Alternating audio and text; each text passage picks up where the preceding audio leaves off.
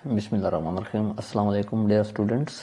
आज हम operation research के एक नए टॉपिक को डिस्कस करने के लिए जा रहे हैं और वो जो नया टॉपिक है हमारा वो है ट्रांसपोर्टेशन प्रॉब्लम। और ट्रांसपोर्टेशन प्रॉब्लम क्या है और ये ट्रांसपोर्टेशन प्रॉब्लम है ये हमारा लीनियर प्रोग्रामिंग से ही जुड़ा हुआ है, क्योंकि हम पहले लीनियर प्रोग्रामिंग को डीपली पढ़ चुके हैं कि लीनियर प्रोग्रामिंग क्या होता है और उसका मैथमेटिकल मॉडल क्या होता है, उसकी फार्मूलेशन क्या होती है, वो हम डिटेल में डिस्कस कर चुके हैं ऑलरेडी।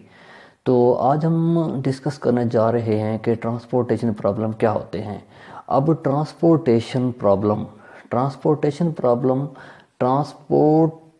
के वर्ड से ही जो है ना वो अंदाज़ा हो जाता है। ट्रांसपोर्टेशन मीन के ट्रांसपोर्ट के ही रिलेटेड जो है ना वो हमारा कुछ क्या होगा, आइडिया होगा कि ट्रांसपोर्ट अगर जो हमारी होती है उसके वाले से ये कुछ प्रॉब्लम्स हैं। तो उसके बारे में मैं थोड़ा सा कुछ आपको जो है ना वैसे ब्रीफ कर दूंगा वर्बली। वो ये है कि हमारे पास अगर कोई फैक्ट्री है या कोई कंपनी है, वो अपनी जो है ना चीज़ें एक जगह से दूसरी जगह तक भेजती है तो वो किस तरह भेजती है। फॉर एग्ज़ाम्पल हमारा एक कोई फैक्ट्री है तो उसने जो है ना डिफरेंट सिटीज़ में जो है ना अपनी जो प्रोडक्ट हैं वो भेजनी होती हैं, और वो किस तरह भेजती है, किस मेथड के थ्रू भेजती है। और उसकी ये भी होती है कि जो हमारे ट्रांसपोर्ट पे कॉस्ट है वो मिनिमम है कि, और वो होता किस तरह है कि अगर एक कोई भी जो है ना फैक्ट्री है या सोर्स है वो किसी एक जो है ना मखसूस एरिया में जो है ना वो लगी हुई है, तो वो अपना जो है ना प्रोडक्ट दूसरे सिटीज़ तक कैसे जो है ना वो डिस्ट्रीब्यूट करती है। देखें, अगर एक जो है ना हमारी कोई फैक्ट्री है तो फैक्ट्री अगर किसी जगह पे है तो वो जो है ना डिफरेंट सिटीज़ में उसके जो है ना एक कोई डिस्ट्रीब्यूटर टाइप के बने होते हैं। वो डिस्ट्रीब्यूटर किस लिए बने होते हैं कि जो उसकी जो है ना डिमांड है या जो उसकी सप्लाई है वो मार्केट में बरकरार रहे, उसका जो है ना वो बैलेंस्ड रहे। तो वो किस तरह होती है, और जो ट्रांसपोर्ट का जो सारा ख़र्चा होता है कि वो भी मिनिमम रहे, तो वो सारा कैसे होता है वो जो है ना हम इसको इस मेथड के थ्रू जो है ना हम समझते हैं। अब देखें, ट्रांसपोर्टेशन प्रॉब्लम में सबसे पहले जो है ना ये एक टेबल टाइप बना हुआ है। अब इस टेबल को जो है ना मैंने थोड़ा सा पहले एक्सप्लेन करना है कि इस टेबल में है क्या, और इससे रिलेटेड भी जो है ना फिर कुछ चीज़ें हैं। देखें, हमारे पास यहाँ पे है सिटी है, सिटी मीन के डेस्टिनी। अब यहाँ पे जो D1 है, D2 है, D3 है, D4 है, ये है हमारी मीन के डेस्टिनेशंस हैं, डेस्टिनेशन या सिटीज़ हैं। तो उसके साथ साथ इस साइड पे जो है ना हमारा ये सोर्स है, या इसको क्या बोलते हैं आप, फैक्ट्री है। S1 है, S2 है, S3 है और S4 है। तो यहाँ पे हमारी सप्लाई है कि A1, A2, A3 और A4। उसके साथ ही डिमांड है B1, B2, B3 और B4। अब इस टेबल में ये जो हमारा C11, C12, C13, C14 ये क्या चीज़ है। अब देखें, इस चीज़ का मतलब ये है कि इस सोर्स से D1 तक का जो खर्च आएगा वो C11 आएगा। C मीन कॉस्ट है कि उस पे जो टोटल कॉस्ट आएगी एक फैक्ट्री से एक डेस्टिनेशन तक या एक सिटी तक, उस पे कॉस्ट कितनी आएगी, C11 आएगी। फिर इसी सोर्स 1 से या फैक्ट्री S1 से D2 तक जो हमारी कॉस्ट आएगी वो C12 आएगी। S1 से D3 तक जो हमारी कास्ट है वो आएगी C13 आएगी। और इसी तरह सोर्स S1 से D4 तक जो हमारी कास्ट है वो C14 आएगी। और फिर उसी तरह है कि S2 से D1 तक का जो हमारा कॉस्ट है वो कितना आएगा, C21 आएगी। उसके बाद ही S2 से D2 तक C22 आएगी, अप टू सो ऑन। और इसी तरह C3 के लिए भी ये सारी कास्ट है और C4 के लिए भी ये सारी कास्ट है। और ये है डिमांड कि डिमांड है और ये सप्लाई है। क्योंकि आपको पता है कि कोई भी जब कंपनी जो है ना वो कोई चीज़ सप्लाई करती है, उसकी मार्केट में डिमांड कितनी होती है और फिर उसमें सप्लाई कितनी होती है। अब इसमें जो है ना फिर कुछ चीज़ है कुछ, क्योंकि अब देखें इसकी दो टाइप्स बनती हैं। अब दो टाइप्स कैसे बनते हैं? दो टाइप्स इस तरह की बनती हैं कि जब जो है ना हमारे पास क्या कहते हैं, एक टाइम में ऐसा भी होता है कि सप्लाई और डिमांड जो है ना वो इक्वल होते हैं, निज़ाम ठीक चल रहा होता है। लेकिन कभी कभार ऐसा भी हो जाता है कि जब डिमांड बढ़ जाती है और सप्लाई कम हो जाती है, या फिर सप्लाई बढ़ जाती है और डिमांड क्या हो जाती है, कम हो जाती है। तो उसकी जो है ना दो टाइप्स हैं। तो उसको जो है ना हम समझते हैं कि वो दो टाइप्स किस तरह के होते हैं। अब देखें, फर्स्ट पे है हमारे पास कि जब क्या होगी transportation balanced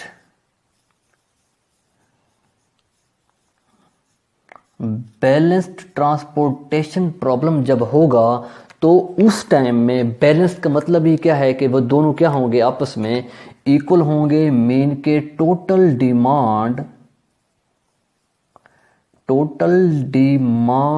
equal to total supply.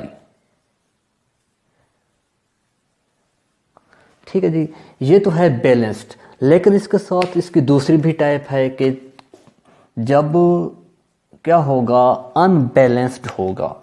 तो अनबैलेंस्ड में किस तरह होगा,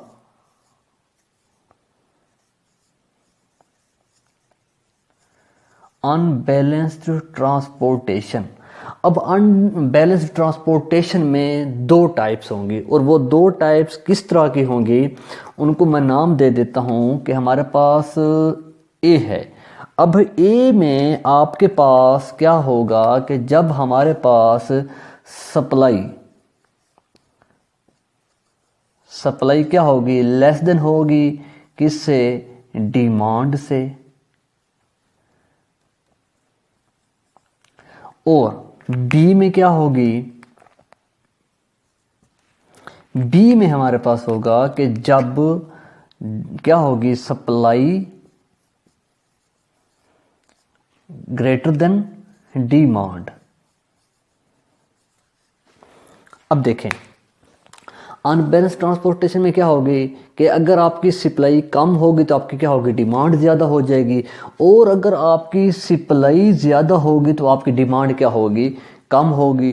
तो आपने अगर इस फॉर्म में होगा तो आपने बैलेंस करना है, और अगर इस फॉर्म में है तो तब भी आपको क्या करना होगा, बैलेंस करना होगा। उसके बाद जो है ना आप क्या कर सकते हैं, आगे फॉरवर्ड कर सकते हैं। अब देखें, अब अगर ये फॉर्म आ जाए कि अगर आपकी जो सप्लाई है वो क्या है, कम हो और डिमांड ज़्यादा हो, तो आप डिमांड और सप्लाई को कैसे जो है ना वो बैलेंस करेंगे।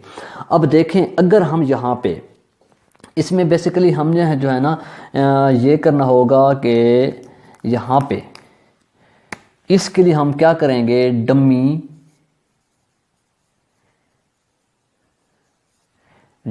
रो वो इसमें जो है ना ऐड करेंगे। और डमी रो किस तरह ऐड करेंगे, और वो डमी रो हम कुछ इस फॉर्म में बनाएंगे। अब ये बन गया है डमी रो। अब डमी रो का फ़ायदा क्या होगा, और उसमें हम करेंगे क्या, डमी रो में यहाँ पे आपके पास होगा 0, यहाँ पे भी आपके पास होगा 0, यहाँ पे भी आपके पास होगा 0, और यहाँ पे भी आपके पास होगा 0। यहाँ पे आपका क्या बन जाएगा, S5 बन जाएगा। और यहाँ पे आपके पास क्या आ जाएगा, यहाँ पे आपके पास बन जाएगा A5 स्टेरिक। अब देखें, डिमांड जहाँ पे 0, यहाँ पे 0, यहाँ पे 0। अब डिमांड पे कोई फ़र्क नहीं पड़ेगा, लेकिन जो आपकी सप्लाई होगी वो क्या हो जाएगी, बढ़ जाएगी। जब आपकी सप्लाई बढ़ेगी तो यहाँ पे डिमांड और जो सप्लाई है वो आपस में क्या हो जाएंगे, बैलेंस हो जाएंगे। और इसी तरह जब ये सिचुएशन आ जाए कि सप्लाई ग्रेटर देन किससे होगी, डिमांड से, तो फिर यहाँ पे आप क्या करेंगे, डमी कॉलम यहाँ पे आप एक डमी कॉलम जनरेट करेंगे और वो डमी कॉलम आपका इनको क्या कर देगा, बैलेंस कर देगा। और वो डमी कॉलम किस तरह बनेगा, वो कुछ इस तरह बनेगा।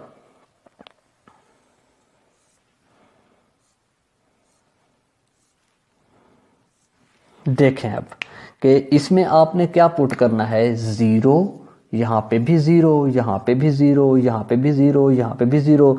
लेकिन यहाँ पे आपका क्या बन जाएगा, B5 स्टेरिक। और यहाँ पे आपके डिमांड में क्या हो जाएगा, D5। अब देखें, जब आपने सप्लाई आपके पास ज़्यादा थी और आपने डिमांड क्या करनी थी, बढ़ानी थी, तो आपने इसमें जो है ना एक डमी कॉलम जनरेट कर दिया है। और इन सब डमी कॉलम्स में जितने भी हमारी कॉस्ट होगी वो क्या होगी, 0 होगी। लेकिन जो हमारी डिमांड है वो क्या हो जाएगी, बढ़ जाएगी। जब हमारी डिमांड बढ़ेगी, इंक्रीज होगी, तो ये दोनों आपस में बैलेंस्ड हो जाएंगे। जब ये दोनों बैलेंस्ड होंगे तो हम नेक्स्ट जो है ना वो प्रोसीड करेंगे कि हमारा जो है ना वो मिनिमम कॉस्ट कैसे आती है। तो उसके बाद अब इसके में जो है ना मैथमेटिकल फार्मूलेशन है कि इसकी मैथमेटिकल फार्मूलेशन कैसे करते हैं हम इसके थ्रू, तो वो अब देखते हैं इसको। अच्छा जी, अब है इसका मैथमेटिकल फार्मूलेशन। अब मैथमेटिकल फार्मूलेशन में आपको पता है पहले ऑब्जेक्ट होता है, ऑब्जेक्ट के बाद फिर आपके क्या होते हैं, सब्जेक्ट होते हैं, कॉन्स्टेंट्स होते हैं। अब ऑब्जेक्ट में आपके पास यहाँ पे जो ऑब्जेक्ट होगा वो ऑलवेज मिनिमम ही रहेगा, क्योंकि आप किसका कर रहे हैं, ट्रांसपोर्टेशन प्रॉब्लम का कर रहे हैं क्वेश्चन। तो आपको पता है कि ट्रांसपोर्टेशन में हमने कॉस्ट हमेशा मिनिमम ही रखनी है, कि हमारे जो ट्रेवलिंग की कॉस्ट है वो हमेशा कम आनी चाहिए। तो अब इसमें सबसे पहले क्या है, आपके पास Z है।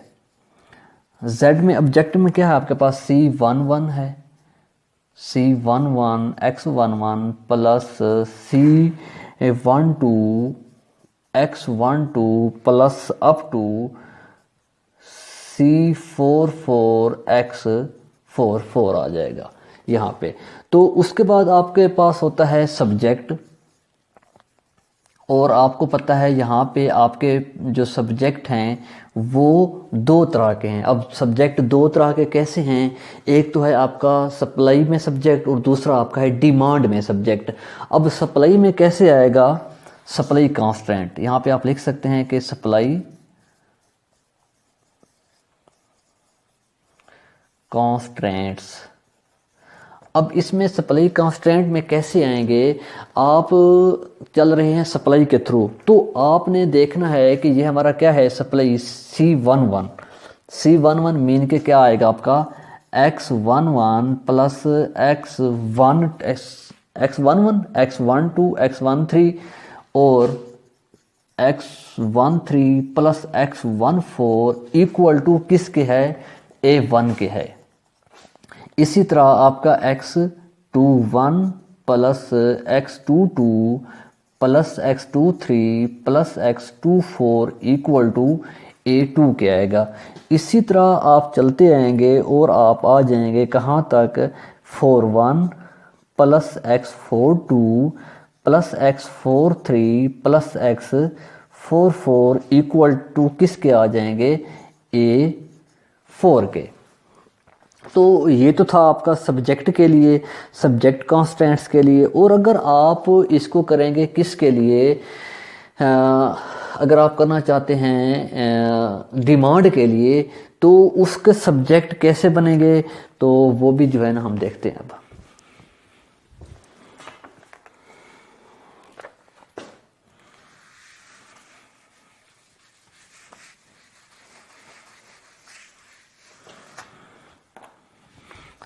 अब सब्जेक्ट किसके थ्रू होंगे, डिमांड के।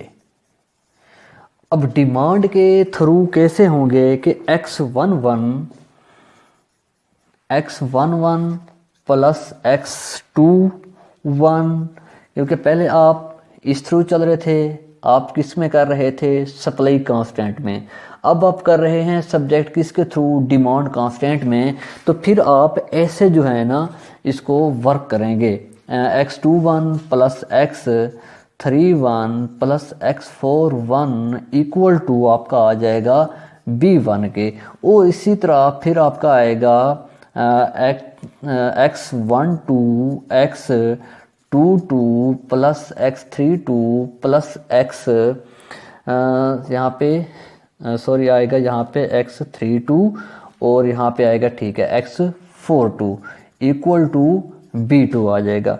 अप टू सो ऑन ये आपका जाएगा कहाँ तक, x14 plus x24 plus x34 plus x44 equal to b4 आएगा। तो ये क्या आएगा आपका b4। अब देखिए मैं दोबारा रिपीट कर रहा हूँ कि आपका जो सब्जेक्ट होगा डिमांड कॉन्स्टेंट्स में वो कैसे आएगा, क्योंकि डी इस फॉर्म में है तो आपने इसमें कॉलम वाइज चलना है और सप्लाई के लिए आपने रो वाइज चलना है। तो इसमें आपका क्या आएगा x11 x21 x31 x41 equal to b1, क्योंकि ये क्या होती है डिमांड के इक्वल है। उसी तरह फिर आपका आएगा x12 x22 x32 और x42 इक्वल टू इस b2 के। अप टू सो ऑन आपका फिर यहाँ पे आ जाएगा x14 plus x24 plus x34 plus x44 equal to xb4 के। तो ये था इसका कुछ फार्मूलेशन, मैथमेटिकल फार्मूलेशन कैसे होती है कि अगर ये यहाँ से आपको निकालना पड़ जाए, लेकिन बेसिकली वो अब यूज़ नहीं होता, लेकिन पता होना चाहिए कि इस तरह के टेबल की मैथमेटिकल फार्मूलेशन कैसे करते हैं। तो ये थोड़ी इसकी जो है ना मैंने आपको जनरल फॉर्म बता दी है। अब के इस तरह के क्वेश्चन को हम किन किन मेथड के थ्रू सॉल्व कर सकते हैं, अब थोड़ा उनको डिस्कस कर लेते हैं।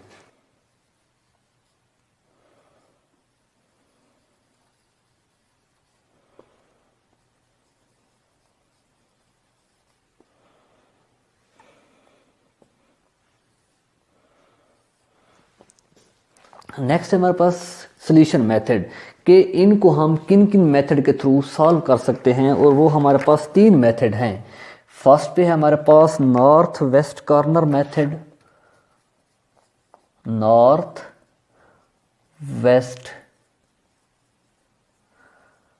कॉर्नर मेथड, और सेकंड नंबर पे जो हमारे पास है वो है least cost method, least cost method.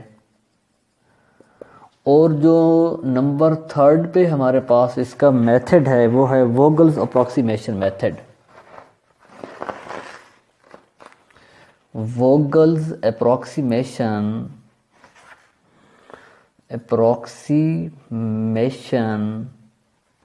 Method. तो जो हमने टेबल बनाया था उस टेबल को सॉल्व करने के लिए हमारे पास 3 मेथड हैं। फर्स्ट ऑफ ऑल हमारे पास जो मेथड है नॉर्थ वेस्ट कॉर्नर मेथड है, सेकंड पे लीस्ट कॉस्ट मेथड है, और थर्ड पे है वोगल्स अप्रोक्सीमेशन मेथड है। और अब नेक्स्ट लेक्चर में हम इसके first method north west corner method को डिस्कस करेंगे कि हम नॉर्थ वेस्ट कॉर्नर मेथड से लीस्ट जो हमारी कॉस्ट है उसको हम कैसे जो है ना वो फाइंड कर सकते हैं। तो ये हम नेक्स्ट लेक्चर में देखेंगे।